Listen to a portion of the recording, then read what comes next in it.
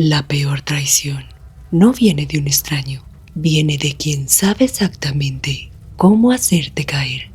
La llamada llegó al mediodía. El abuelo había muerto mientras dormía, sin dolor, sin señales. Eso nos dijeron. Cerré los ojos un momento y respiré hondo. Para mí no era solo un abuelo, era el hombre que me enseñó a trabajar la tierra, a no tomar atajos, a no desear lo que no había ganado con esfuerzo. Ricardo, mi hermano, reaccionó diferente. Al menos dejó algo. Murmuró. No dijo lo voy a extrañar. No dijo qué tristeza. 2 días después, el abogado leyó el testamento. La casa y las tierras quedaban divididas en partes iguales, entre Ricardo y yo, mitad y mitad. En cuanto salimos, Ricardo encendió un cigarrillo. Tú ya tienes tu negocio, Samuel, dijo sin rodeos. Yo no. ¿Podrías cederme tu parte? Ahí empezó todo. No fue un grito, no fue una pelea. Fue esa frase. No respondí. Su mandíbula se tensó. Siempre fue así contigo. El favorito, el responsable, el que se queda con todo. No me estoy quedando con nada que no sea mío. Eso lo veremos. Desde ahí empecé a desconocer a mi hermano. No era la casa, era el deseo en sus ojos. La muerte del abuelo aún estaba reciente, y él ya hablaba de quedarse con más. Fuimos a la propiedad ese mismo fin de semana para revisar todo. Hacía semanas que la casa estaba cerrada. Cuando empujé la puerta principal, el olor a madera vieja me golpeó, pero no fue solo eso lo que me inquietó. Fue la energía de la casa. Se sentía pesada, densa, como si algo hubiera quedado suspendido allí. Ricardo recorrió los pasillos tocando muebles. Sus ojos no tenían tristeza, tenían interés. Interés que ya me parecía bastante sospechoso.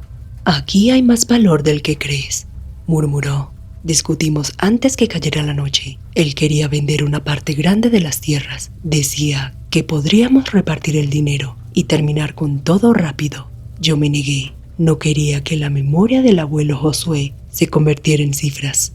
Dormimos en habitaciones separadas, pero esa noche escuché algo.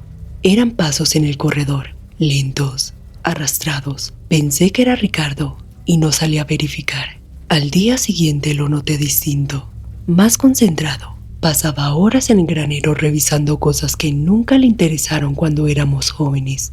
Ese primer día ocurrió algo que cambió el rumbo. Ricardo me mostró una libreta vieja que, según él, había encontrado entre las pertenencias del abuelo. Las páginas estaban llenas de anotaciones, símbolos y fechas. El viejo sabía cosas, dijo. No era tan simple como tú creías. Sentí un escalofrío. Mi abuelo era creyente, trabajador, prudente. No encajaba con lo que veía en esas hojas. Le pedí que la dejara donde estaba, que no moviera cosas sin entenderlas. No me hizo caso. Ese mismo día ya estábamos discutiendo con tensión real. Ricardo hablaba de destino, de acomodar circunstancias, de no conformarse con lo que otros deciden. Esa frase me inquietó. Esa noche soñé con mi abuelo Josué. Estaba de pie frente al granero. No hablaba, no sonreía, solo me miraba. No sentí paz, sentí advertencia. Desperté con el pecho comprimido. Los días siguientes comenzaron a desgastarme. Me sentía cansado sin razón. Yo siempre fui fuerte, acostumbrado al trabajo pesado, pero ahora me levantaba como si no hubiera dormido. Ricardo, en cambio, parecía lleno de energía. Empezó a decir cosas que me incomodaban. El destino no es fijo, Samuel, dijo una tarde mirando al campo. Se puede mover si sabes cómo. No entendí del todo, pero ya no confiaba en el tono con el que hablaba. Una madrugada desperté con sed. Al pasar por la sala vi la puerta entreabierta. Me asomé por la ventana y lo vi caminar hacia el granero. No quise seguirlo esa vez, pero al día siguiente bajé al granero cuando él salió al pueblo. Revisé herramientas, sacos, cajas. No encontré nada extraño, solo polvo y recuerdos. Me sentí ridículo por sospechar, pero mi hermano ya tenía historial. Por algo nos dejamos de hablar por tanto tiempo. Él siempre andaba en malos pasos, pero esa noche todo cambió. No podía dormir. Salí al campo al lado del granero. El viento apenas movía la hierba. Entonces enfoqué mi mirada y ahí vi una figura agazapada al lado de la cerca vieja. No tenía forma definida, pero sabía que me observaba. Era alta, torcida. Estaba inmóvil, como acechándome. Sentí que el corazón se me detenía, pero cuando volví a mirar, ya no estaba. Regresé a casa temblando, sin entender del todo qué era lo que había visto. Al día siguiente, Ricardo evitaba mirarme a los ojos. Esa misma noche, decidí seguirlo. Lo vi entrar al granero. Esperé unos minutos y me acerqué lo suficiente para escuchar. Susurraba frases cortas, repetidas, como si leyera algo en voz baja. No tuve el valor para entrar, pero al día siguiente regresé al granero con determinación. Moví cajas, levanté tablas del suelo, hasta que noté una ligeramente desalineada. La levanté. Había una trampilla. Dudé, pero la abrí. Un olor extraño subió desde abajo. Descendí con cuidado. Había un espacio oculto. En el centro, una mesa improvisada, restos de velas, frascos con líquidos oscuros, fotografías. Vi una foto mía con marcas alrededor. En una esquina estaba la libreta. No era del abuelo. Reconocí la letra reciente de Ricardo en varias anotaciones, fechas exactas, cantidades de gotas, observaciones sobre debilidad progresiva, sin señales evidentes. Recordé algo que me heló la sangre. Durante meses, Ricardo visitó mucho al abuelo. Yo trabajaba lejos. Él decía que le llevaba comida, que lo ayudaba con sus medicamentos, que solo era para estar más pendiente de él. En la libreta había notas sobre añadir ciertas cantidades en bebidas calientes, en momentos específicos. No decía nada explícito, pero la intención era clara. Y lo peor, había anotaciones recientes con mi nombre. Yo había aceptado agua de sus manos cuando estábamos cansados trabajando. Yo había comido lo que él preparaba sin sospechar. Un ruido arriba me obligó a apagar la linterna. Ricardo regresaba. Subí rápidamente y cerré la trampilla justo antes de escuchar sus pasos. Esa noche no dormí. Comprendí que lo que vi esa noche, al lado de la cerca, no era imaginación. Algo había despertado. Las pesadillas comenzaron. Soñaba con sombras, sensación de asfixia, pasos detrás de mí. Me sentía drenado. Ricardo, en cambio, parecía cada vez más seguro.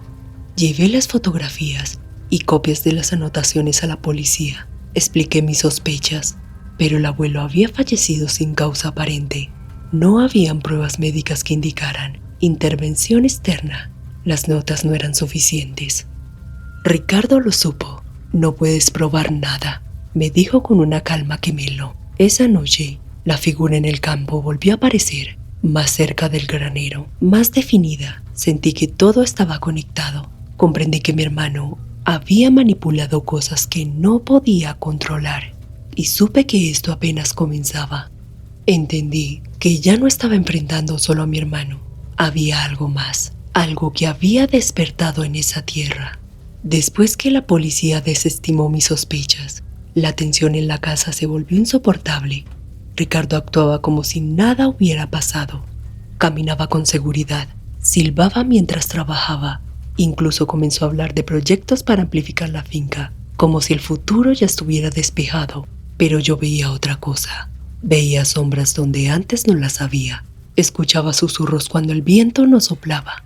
Una madrugada desperté paralizado. No podía moverme. Sentía una presión en el pecho, como si tuviera una roca gigante sobre mí. Intenté gritar, pero mi voz no salió. En la penumbra de mi habitación, distinguí una silueta junto a la puerta. No era Ricardo, era esa forma torcida que había visto junto al granero. No avanzó, solo me observó. Cuando por fin pude moverme, la figura se desvaneció como humo. Al día siguiente, Ricardo tenía ojeras profundas. Temblaba levemente mientras tomaba el café. ¿Dormiste bien?, pregunté. Me miró con rabia contenida. Deja de observarme como si supieras algo. Ahí comprendí que el peso ya no estaba solo sobre mí. Esa tarde, bajé al granero con él presente. Abrí la trampilla frente a sus ojos. No fingió sorpresa. Bajó detrás de mí. El aire allá abajo se sentía más espeso que antes. Las velas estaban consumidas hasta la base. La libreta seguía en la mesa. No entiendes nada, dijo Ricardo. Yo solo estaba equilibrando lo que siempre fue injusto. Le pregunté si equilibrar significaba intervenir en la debilidad de un anciano.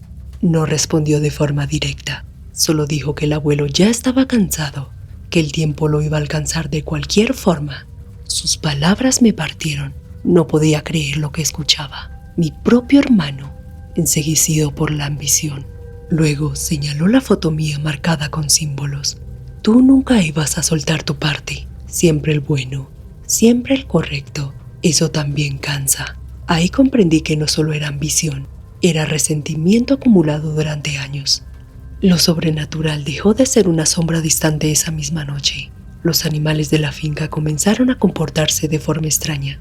Las gallinas no querían entrar al corral. El perro aullaba mirando hacia el granero. Los caballos se agitaban sin razón aparente. El ambiente estaba cargado.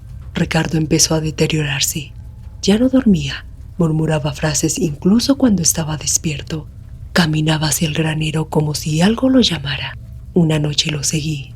Entró al sótano y encendió nuevas velas. Comenzó a repetir palabras que no entendía. Su voz ya no sonaba firme, sonaba desesperada. El aire se volvió frío. Las llamas de las velas empezaron a moverse violentamente. Entonces lo vi. La figura estaba detrás de él, alta, desproporcionada, con una forma que parecía doblarse sobre sí misma. Ricardo dejó de hablar. Su cuerpo se tensó. No era para mí, era para ellos. Sentí un escalofrío profundo. Comprendí que aquello no obedecía instrucciones escritas, no distinguía nombres en fotografías. Mi hermano había estado jugando con fuego, pidiéndole cosas a algo que se alimentaba de algo más oscuro. El castigo no seguía planes humanos. La figura se inclinó hacia Ricardo. Las velas se apagaron de golpe, un golpe seco que retumbó en el sótano. Cuando logré encender la linterna del celular, Ricardo estaba en el suelo, respirando con dificultad, como si algo le hubiera arrancado el aire desde adentro. Lo ayudé a subir, no por obligación, sino porque, a pesar de todo, era mi hermano. Los días siguientes fueron un descenso para él. Perdió peso rápidamente, sus manos temblaban, hablaba solo. Decía que algo lo observaba desde las esquinas. Yo apenas dormía, pero ya no sentía esa presión sobre mi pecho. La pesadez se había desplazado. Mi hermano estaba jugando con cosas muy oscuras y ahora todo se le estaba devolviendo. Una tarde, mientras estaba sentado en el comedor, el olor a café recién hecho llenó el aire, el mismo aroma que preparaba mi abuelo Josué. No había nadie en la cocina. Sentí una calma repentina. No vi su silueta, solo esa sensación de que él estaba ahí. Sentí una calma repentina y entendí algo. Mi abuelo necesitaba la verdad, necesitaba irse tranquilo. Regresé al granero solo. Encendí la linterna y recogí cada objeto del sótano, las fotografías, los frascos, la libreta. No para ocultarlos, para poner fin. Cabía un hoyo profundo lejos de la casa. Solo dije en voz alta que no aceptaba nada que no fuera ganado con trabajo. Mientras los cubría con tierra, sentí que algo se soltaba. Mientras tanto, Ricardo empeoró esa misma madrugada. Gritaba que la figura estaba junto a su cama, que lo miraba, que no podía escapar. Lo llevé al hospital. Los médicos no encontraron causa clara. Hablaron de crisis nerviosa, pero yo sabía que era algo más profundo. En medio de su desesperación, me miró con lágrimas reales. No quería que fuera así, solo quería dejar de sentir que siempre me tocaba menos.